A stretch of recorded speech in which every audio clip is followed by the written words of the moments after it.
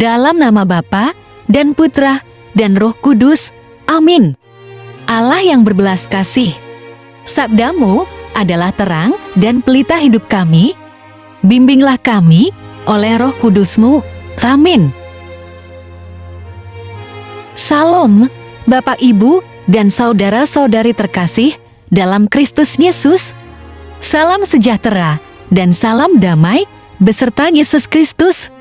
Marilah kita membaca, mendengarkan, dan merenungkan firman Allah.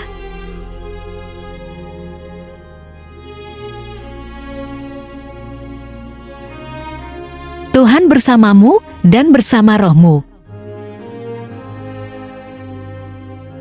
Inilah Injil suci menurut Lukas. Maka datanglah kepada Yesus beberapa orang Saduki yang tidak mengakui adanya kebangkitan. Mereka bertanya kepadanya, Guru, Musa menuliskan perintah ini untuk kita.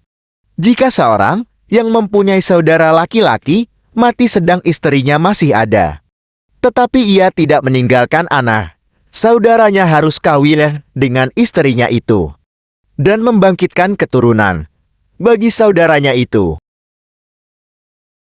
Adalah 7 orang bersaudara. Yang pertama kawin dengan seorang perempuan lalu mati dengan tidak meninggalkan anak.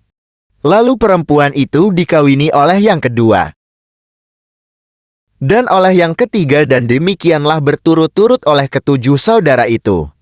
Mereka semuanya mati dengan tidak meninggalkan anak. Akhirnya perempuan itu pun mati. Bagaimana sekarang dengan perempuan itu? Siapakah di antara orang-orang itu yang menjadi suaminya pada hari kebangkitan? Sebab ke-7-nya telah beristrikan dia. Jawab Yesus kepada mereka, Orang-orang dunia ini kawin dan dikawinkan.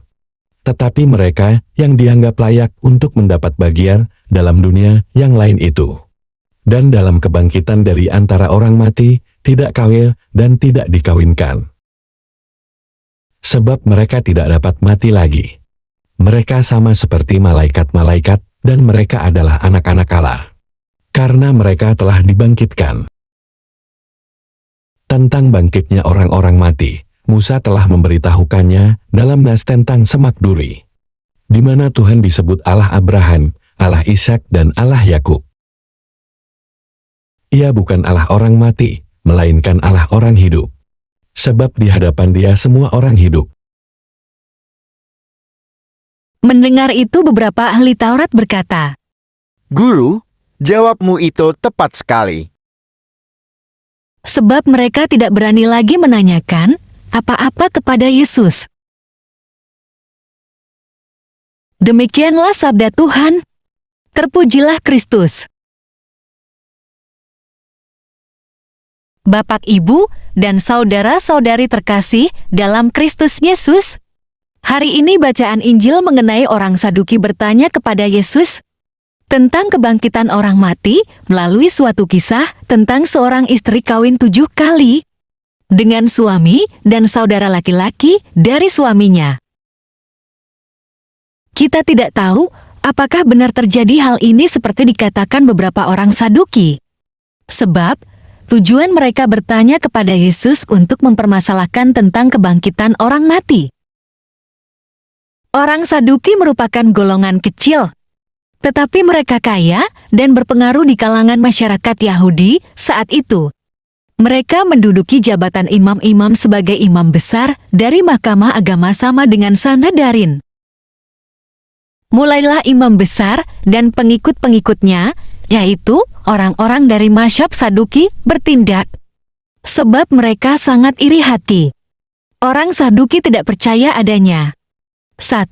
Kebangkitan orang mati. 2. Malaikat atau roh.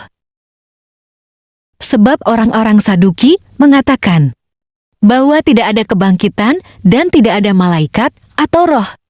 Tetapi orang-orang Farisi mengakui kedua-duanya.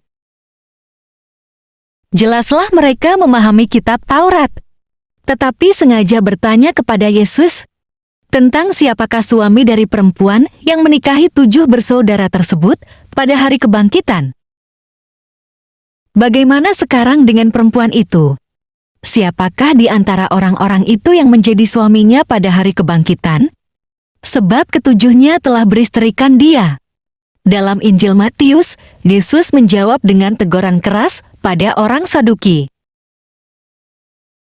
Bapak, Ibu, dan saudara-saudari terkasih, mari kita baca Matius pasal 22 ayat 29.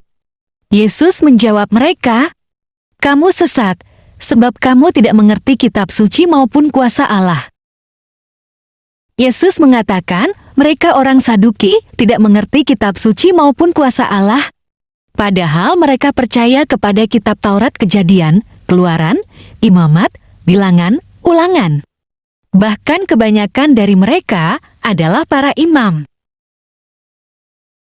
Membaca dan mempelajari kitab suci jika tidak dihayati sepenuh hati, maka hanya sebatas pengetahuan, dan tidak tergerak hatinya untuk melakukan perbuatan yang dikehendaki kitab suci. Mengapa orang Saduki tidak percaya ada kebangkitan orang mati? Ada pendapat yang mengatakan bahwa orang Saduki tidak percaya kepada kitab para nabi dan hanya percaya kitab Taurat. Sehingga mereka tidak tahu ada firman Tuhan menjelaskan tentang Tuhan berkuasa menghidupkan atau membangkitkan orang mati. Mari kita baca Yesaya pasal 26 ayat 19. Ya, Tuhan, orang-orang-Mu yang mati akan hidup pula, mayat-mayat mereka akan bangkit pula. Hai orang-orang yang sudah dikubur di dalam tanah, bangkitlah dan bersorak-sorai. Sebab embun Tuhan ialah embun terang, dan bumi akan melahirkan arwah kembali. Bapak, Ibu, mari kita baca juga Daniel pasal 12 ayat 2. Banyak dari antara orang-orang yang telah tidur di dalam debu tanah akan bangun, sebagian untuk mendapat hidup yang kekal, sebagian untuk mengalami kehinaan dan kengerian yang kekal. Saudara-saudari, mari kita baca Lukas pasal 20 ayat 35-36. Mereka yang dianggap layak untuk mendapat bagian dalam dunia yang lain itu, dan dalam kebangkitan dari antara orang mati, tidak kawin dan tidak dikawinkan, sebab mereka tidak dapat mati lagi. Mereka sama seperti malaikat-malaikat, dan mereka adalah anak-anak Allah, karena mereka telah dibangkitkan. Orang Saduki mengandalkan logika atau pengertian sendiri, sebab tidak percaya orang mati bisa bangkit atau hidup kembali. Bukankah banyak orang berpikiran seperti orang Saduki bila sesuatu di luar logika, maka tidak mempercayainya sekalipun sesuatu itu hal rohani?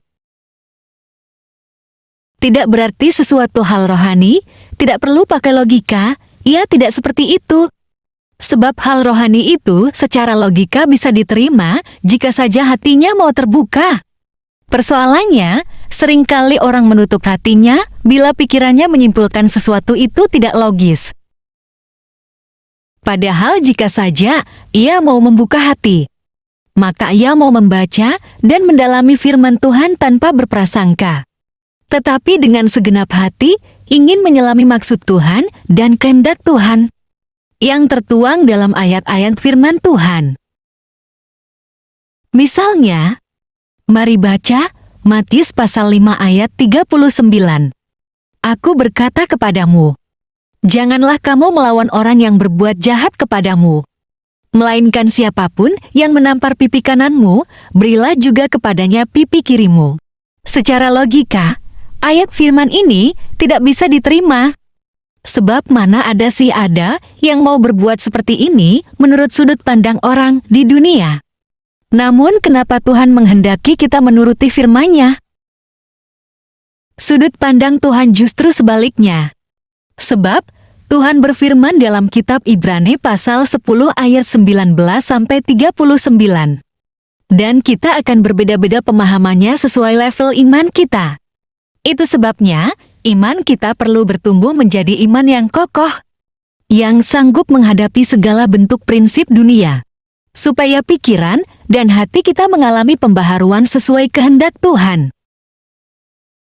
Dengan mengenal kehendak Tuhan dan hati terbuka, maka kita bisa menerima segala sesuatu hal rohani di luar logika atau di luar sudut pandang dunia.